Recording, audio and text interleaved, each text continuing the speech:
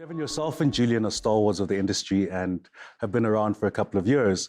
Can you tell us your entree into the industry? I'm from Johannesburg originally, but I spent 20 years in London where I met Julian, and we came back to South Africa in 2003, which was obviously this very, very exciting time to be at the beginnings of the development of the design industry. And we very quickly established these different platforms that not only recognized sort of emerging designers and helped facilitate their growth, but sort of worked at different tiers. So we have a company called Source, which exports to the major retailers around the world. We have Southern Guild, which showcases limited edition collectible design, sort of one-off amazing pieces at the top limited edition design fairs around the world. We're the curators of the Watershed at the waterfront. We have a permanent gallery in Woodstock called Southern Guild. We do the Woodstock Design District map, which guides visitors to what we call the design district of where the greatest concentration of designers in the country are.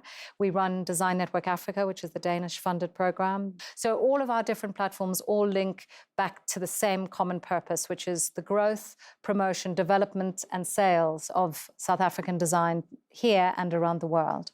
We've seen amazing designers come out of South Africa, but haven't seen too many qualify into businesses that are global on a global scale. What are some of those shortcomings that have prevented us from elevating our designers? The design industry in South Africa is only 15 years old. It's really, really young. Craft is obviously centuries old, but when we're competing with global brands who have obviously huge markets, they have a lot of finance behind them and a lot more history, they're at such an advantage. But with our company Source, we've been exporting to the major retailers for 12 years now. The appetite for South African product is just growing year on year, the diversity, the amount of designers. And so those brands are finding their places in those spaces, but they still need to make the step to become sort of globally recognized brands in their own right. Of course, design's not only growing in South Africa, but also on the African continent. Julian and I head up a program called Design Network Africa, which is funded by CKU in Denmark. And that links East, West, and Southern African designers who, that was actually one of the springboards for Business of Design, actually was coordinating that program and understanding this, you know, these common needs that are across the continent. And as Africa is such a rich opportunity for future markets, we feel that as South Africans and as Africans, we need to be looking to our own continent, perhaps before we even look to the international market. If we look at the country, unemployment and some of the problems that beset us, entrepreneurship has been seen as a solution that we can have from providing jobs and security and so on. How will design plug into that gap?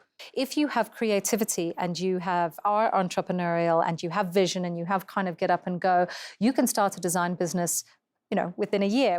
Obviously, how good your product is and how you apply yourself will ultimately determine how successful you'll be. But I think it is an arena that is, as I say, young and fresh and is gaining a lot of interest internationally. So our products museums down to the people who are shopping at a lower price point are wanting to buy products from South Africa. And so it's a great market to get into. And I think it is a great hope for employment and entrepreneurship. Who are some of the designers that you'd say we should be on the lookout for in the future? Well, we've got our established heroes, people like Haldane Martin, John Vogel, Porky Heffer, Gregor Jenkin. Those are our sort of superstars, and those are the people we champion when we go with Southern Guild to the top design fairs around the world in Basel and New York and Dubai and Miami. But what's exciting us are the emerging designers and people like Laurie Witt van Heerden or Atang Sekare, Jasper Eels, those guys who are coming into a market that has now been established by the generation before them. And so a lot of the groundwork has already been done. And we have a design foundation which actually recognizes the potential in future designers. And we have an apprenticeship program, a Future Stars of Tomorrow program. And for us, in order for our business to grow, we have to invest in the superstars of tomorrow because those are our future suppliers. One of the big questions is, where are the hardcore business skills and funding? How do we bring those to the table to make our industry a success? The partnership has to happen between the sound business minds and people with, you know, the financial ability to back good brands and good ideas. And that, I think, is our next challenge, is how do we introduce these incredibly skilled, visionary, talented people to the guys who have the power and the know-how to make it happen. Thank you so much for your time and wish you all the best. Thank you so much.